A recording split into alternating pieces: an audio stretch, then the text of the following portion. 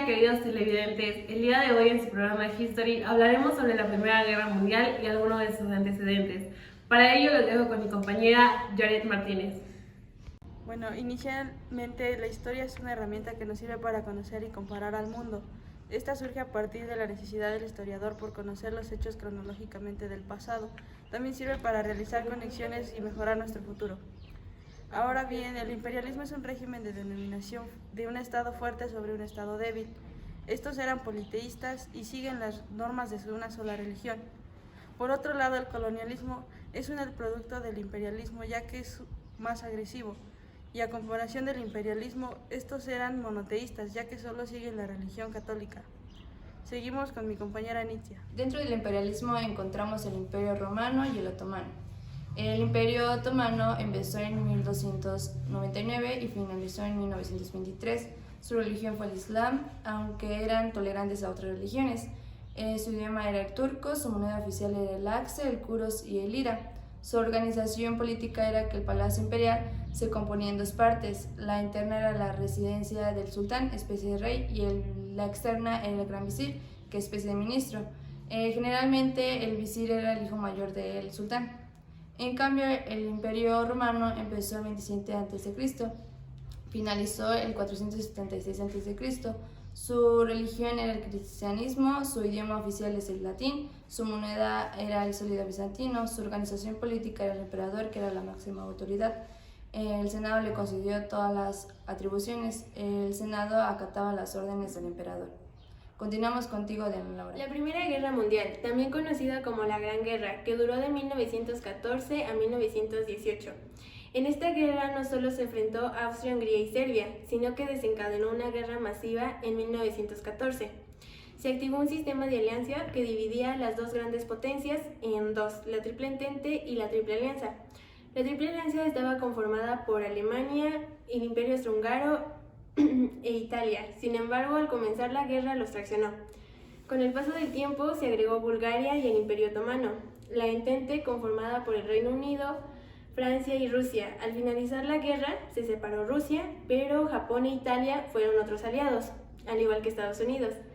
Sus principales causas son tanto económicas, políticas y sociales. Entre las económicas destacan por los constantes conflictos entre las potencias por intereses económicos. En las sociales se destacó el nacionalismo por la creación del repertorio de símbolos y elementos para definir identidad y competir con la de otros.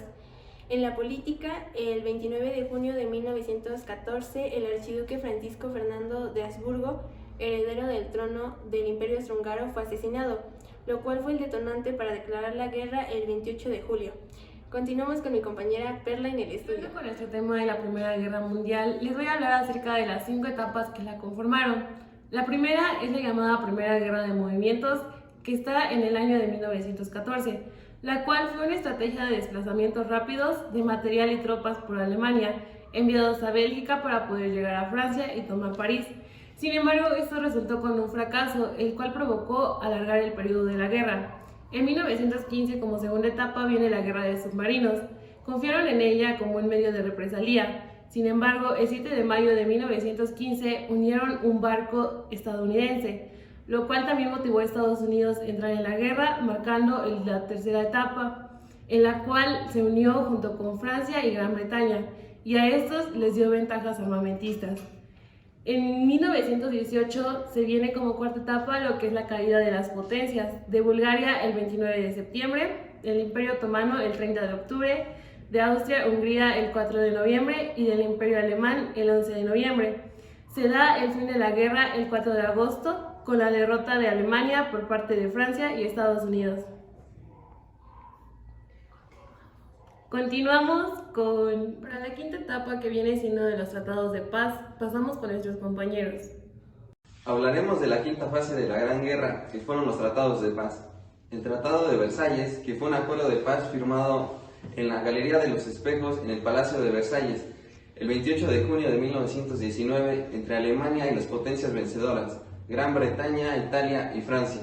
Por su parte, Estados Unidos firmó por separado el 2 de julio de 1921.